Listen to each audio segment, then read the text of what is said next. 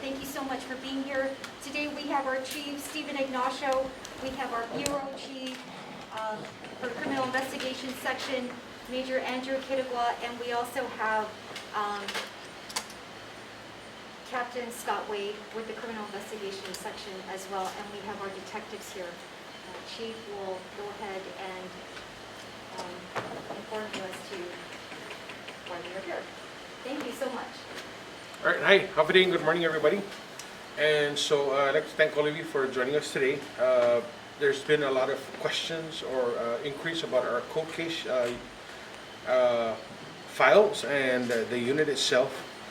And I think a lot of this was driven by the success in the recent solving of two homicide cases, that being the Messier and the Castro case.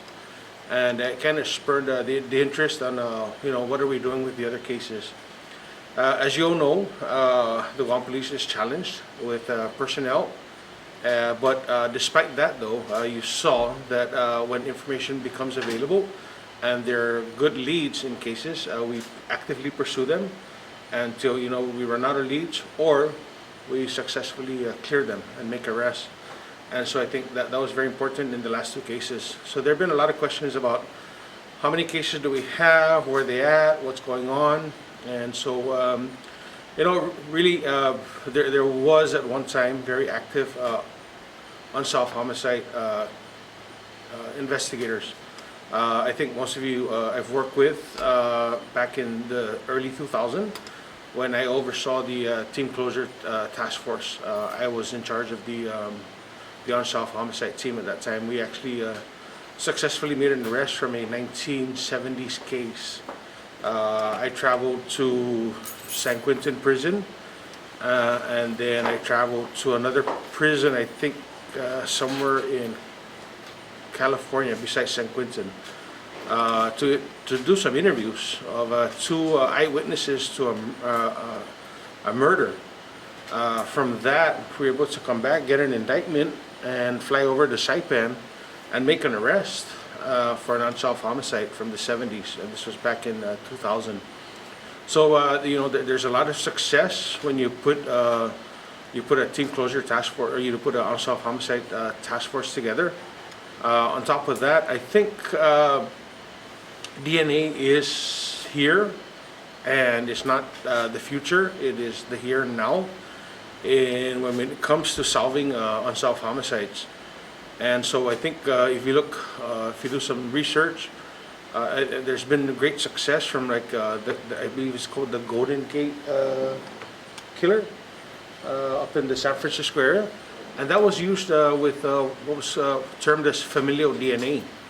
And so they had these unknown DNA samples in many of these unsolved homicide cases from the Golden Gate Bridge area in the San Francisco area, and it was through another arrest of a family member of the main suspect, familial DNA, were they able to identify the suspect and the killer in that case. And so, looking forward and how we can use that technology, that forensic science, I think that ties in with what's going to be happening soon with the Guam Police Department, because we have a DNA lab that's being constructed.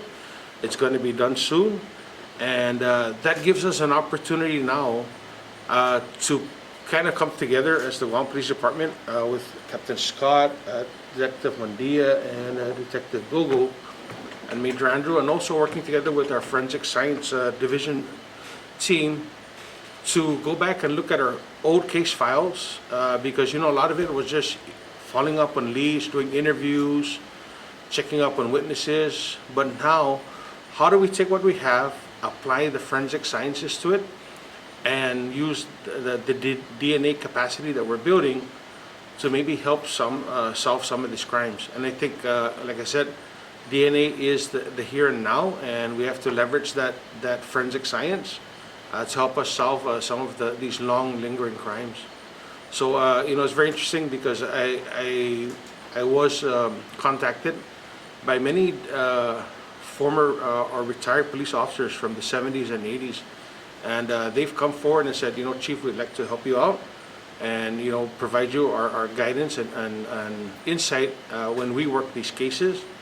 and maybe use that information so that we can give to our current detectives so that they have a way forward, and maybe use again using the forensic science that we have now, the technology to help solve cases. So from here, after the questions, we can take you up to our file room and kind of give you a walkthrough on what it looks like. This is not this is not the prettiest thing you're going to see, but it is what we have and what we have in our custody at this time. Okay, so any Now questions? that you've been able to get past some of those challenges with the shortage of staff, so you guys continue to hire more and more officers, and with the DNA lab in the works, what would you say to the loved ones of those victims in those cold cases who still have so many answers for what happened? Yeah, absolutely. There's probably, I think, over 100 cases. So there are a lot of loved ones out there. It's a very difficult thing. I've actually, like I said, when I did the interview for the Shizu Cronin case recently with one of the other media, I remember working with the family back then, and it's a very difficult thing, especially when there's no closure, when there's no arrest made. But again, our job is not to provide false hope to any family. We just deal with the evidence that we have, the leads that we have, and try and come to a successful resolution. And I think that really played out with the MSCA case. It sat for since 2017. And again, leads were developed, and we were able to bring that case to a closure. Do you plan on reopening the cold case unit or reestablishing one? Yes, ma'am. We do, and I think in sometime very shortly, we will augment, because the officers that are here today, are from the Crimes Against Persons section, but we would like to augment them with more officers, to have a full, robust unsolved homicide team, because with unsolved homicides, you need to have a dedicated team. You can't have a team that's going to be called because something else is going on today, because they get their attention is diverted. They kind of lose traction in cases. And are you planning to establish that cold case unit to coincide with the opening of the DNA lab in February? No, I think what we need to do is get in front of it before the opening. You got to understand, when the DNA lab opens, we're not going to have the personnel to start doing DNA analysis. There's going to be a learning curve for them. There's going to be training. There's going to be certifications, accreditations, and things like that. So how soon, is that training available on Guam, or are you going to have to send your officers off island, or are you going to have trainers come from the States? So we are working with the DNA lab in Hawaii, the forensics science lab in Hawaii, and we are going to be working with them closely to see what we can do to model their experiences and their training and curriculum. Yeah, so the last conversation I had with our criminalists who are going to be transitioning over to this DNA lab, it's anywhere from I think 12 to 24 month period before we get them fully certified to conduct DNA. Okay, 10 to 24 months? Excuse me, 12 to 24 months. So 2 years? Almost, yeah, up to 2 years maximum. So what's going to happen to the lab in the meantime? So right now we're of course the lab was supposed to be done in October, but of course with everything else, it's been pushed, I think, to January, February time frame. But in the meantime, what we're doing right now is we're actually ordering the DNA equipment, DNA lab equipment. So that's another process that we're going through as well. So that's not going to happen anytime soon, and so hopefully get that in maybe mid part of next year. And so where we're going to be looking at files. When you say files, are we looking at paperwork, or does this include like the DNA evidence? I don't know if there's No, like, it's, unfortunately, because these or are criminal cases. It's just boxes you're going to look at, really. It's just boxes you're going to look at, But I mean, there's some names of the boxes. Some of them look familiar, some of them may not look familiar. But what about the DNA evidence that we're talking about? Is that also stored in these boxes? No, Do they those have those that things special- may be at different repositories for evidence. Some may be at the crime lab. Some may be at our evidence control section.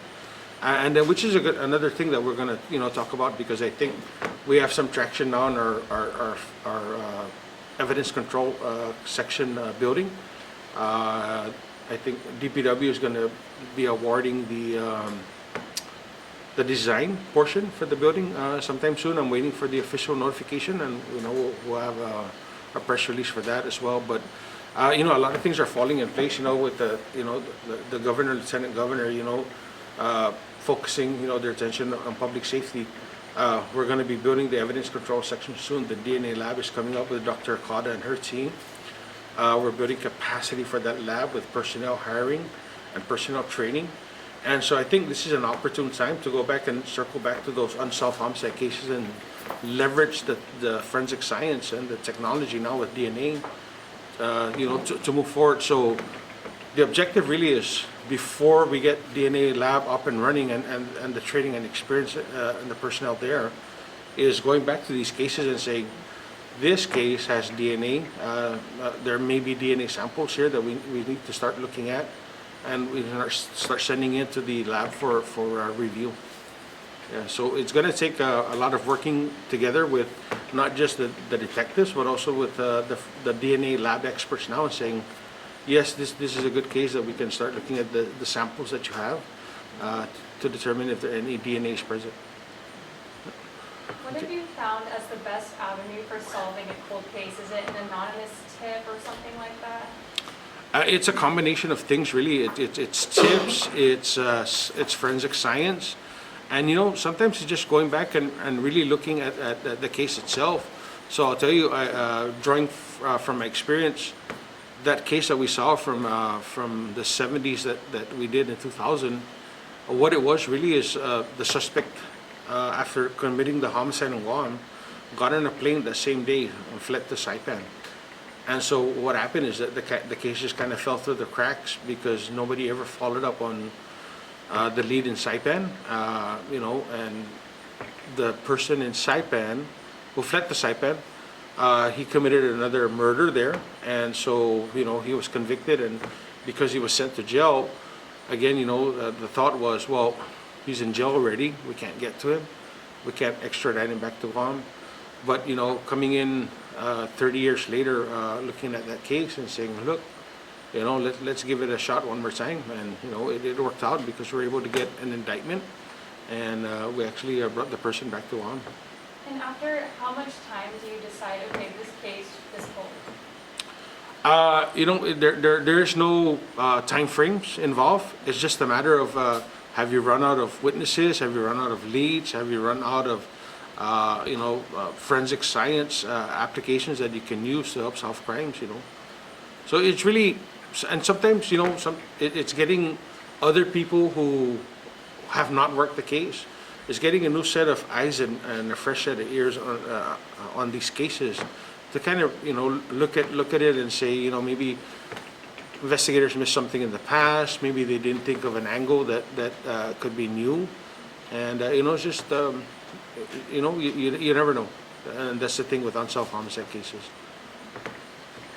Okay, anybody else? Yes, sir. Are there any cases from this year that are probably possibly going cold, would you say?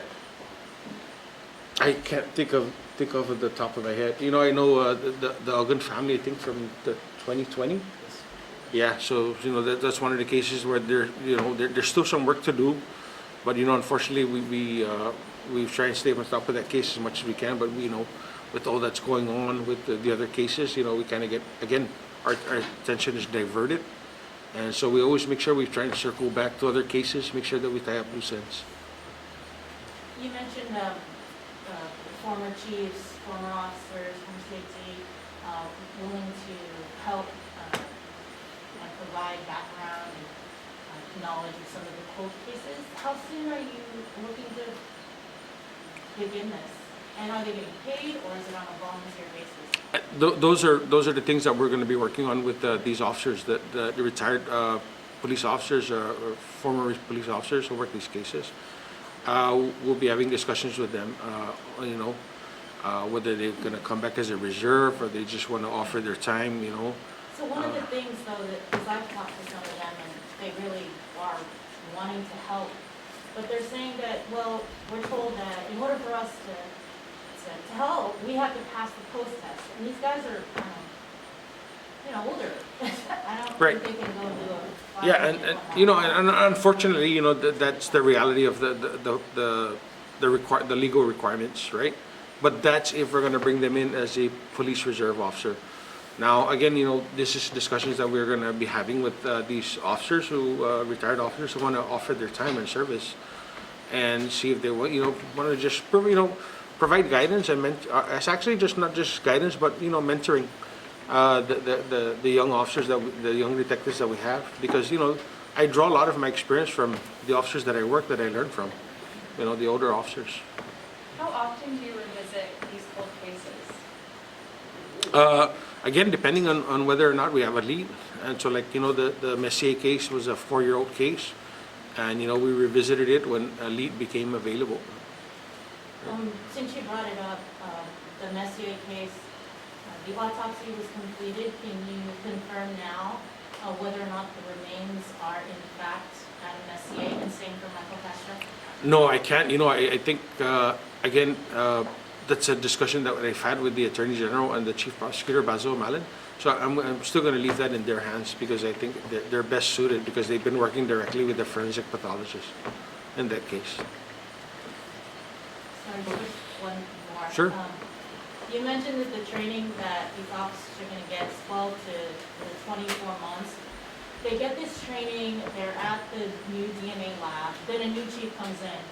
Who's to say, and what assurances can you provide that we're not going to start it all over when a new chief comes in? You've got all these guys that are trained up, and then they're moved out. The officers?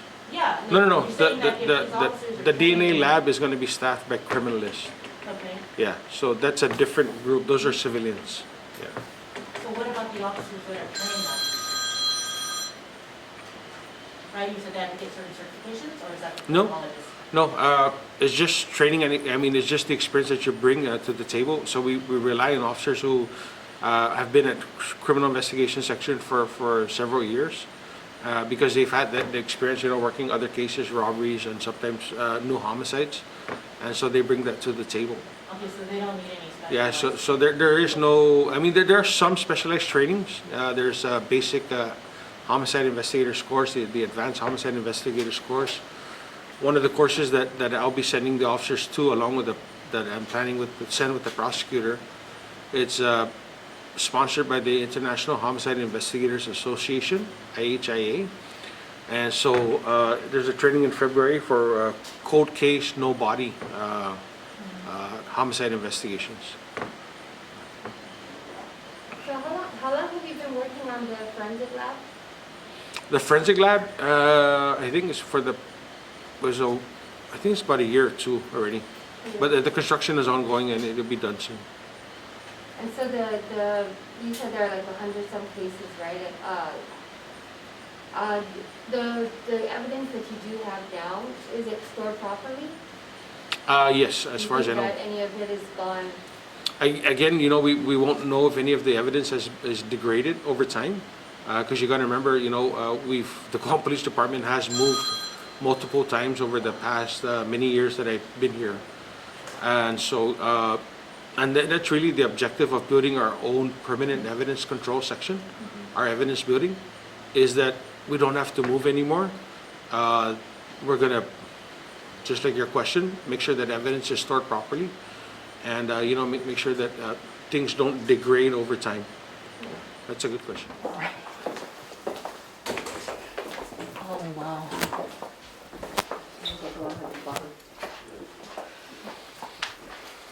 Here's the one we talked about.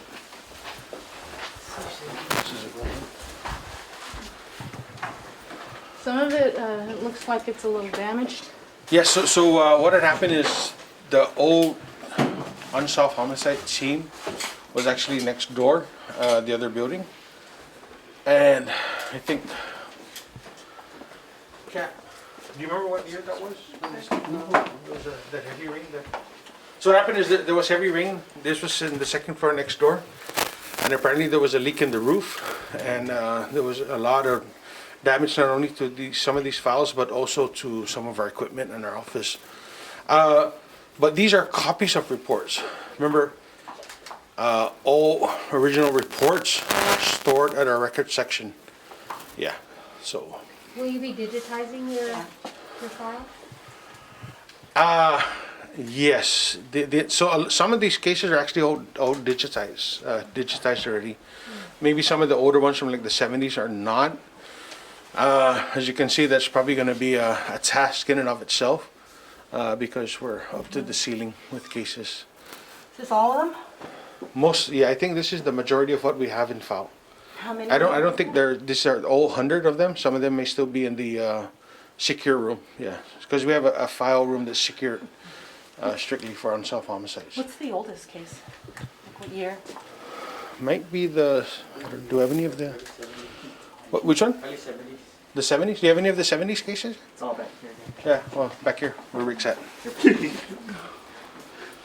What's inside these boxes? It's just for police reports? Police reports, yeah. Witness- Copies of police reports, witness the interviews, crime scene sketches maybe. Some of them we have copies of the photos, because of course all original photos are kept with Crime Lab. Can we look at one of the boxes? We can open them up. I don't Okay. think there's. I mean, like I said, Just kind of. these just have files, wow. reports in them, right? Pictures. Yeah. So some of these cases ring a bell for me. Which one stands out for you? That you just on this set? On this side, I have a lot. So let me see. Wani Bailey. This is the one from Talofofo. This is the one where she supposedly fell off a cliff. Did you ever follow that story though? Like was it the husband? Yeah, there was a lot of information regarding the suspicious nature of the death and the husband, and that's really where it ended. Yeah. You didn't ever hear after he left Guam No. what happened to him? As in possibly... No, I think he may have left back to, is it Thailand? And yeah, we haven't heard from him since, and we haven't had any major developments. Tomas Castro, Pia Marine. This guy was found dead in the parking lot of Pia Marine in Upper Tsuman. That's the one over by the golf driving range. So this guy actually, we believe it's a drug-related homicide. I think they're about to. He was about to come to his death, and he jumped from the 6th floor, and he jumped to his death. So, unfortunately, he died.